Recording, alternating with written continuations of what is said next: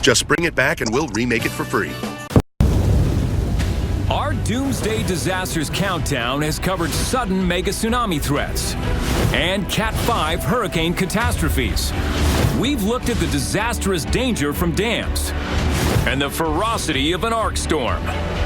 We've sampled super outbreak tornado terror and the calamity of a monster quake. And we've shown why methane and man may not be a good mix. Next up, will a blast from deep space be the cause of our downfall? At number 3 on our list, gamma ray burst. It's a business as usual day, with people oblivious to the deadly threat racing towards them at the speed of light. So gamma ray bursts are the single most powerful explosion in the known universe. Suddenly, with no warning, a searing flash splits the sky as destructive. I'm Carl Parker. We are interrupting programming right now to tell you about a very dangerous tornado in southwestern Kansas, not terribly far away from Dodge City. Let's zoom down and show you where this storm is right now. This is east of Dodge City and moving northeast at 40 miles per hour. Edwards, Ford, and Kiowa counties under warning until 10 p.m. We are seeing an exceptionally strong circulation on the radar picture. This is what we call a tornado vortex signature right there. That area of green and blue is where you've got wind that is coming toward the radar, and then that yellow and red color is where it's moving away from the radar. Very, very strong circulation showing up, also showing up in the reflectivity data as well.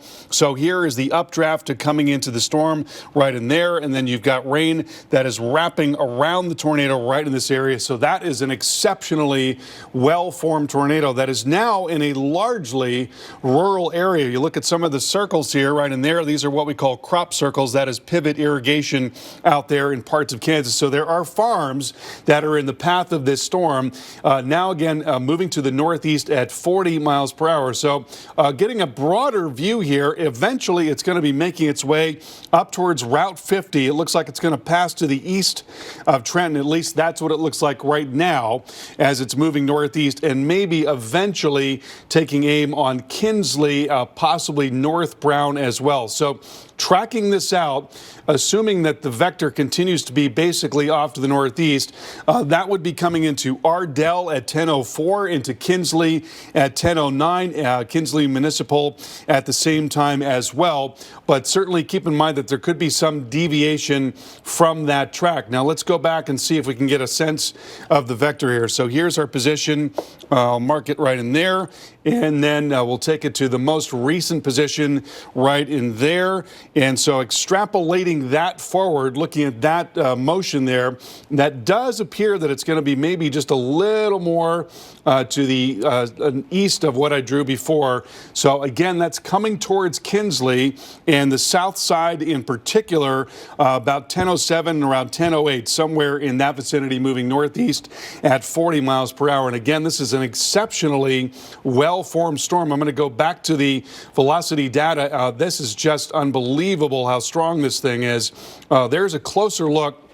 And looking at the velocities that are showing up right now, that dark pixel right there, that's 123 miles per hour, 97 miles per hour. That is the outbound velocity. So you're looking at some exceptionally strong wind in that circulation right in there. Let's also look and see if there's evidence of debris. There very much is evidence of debris. So there is just no doubt that we've got an ongoing large tornado here over a largely rural area, mostly rural area is being affected by the storm right now.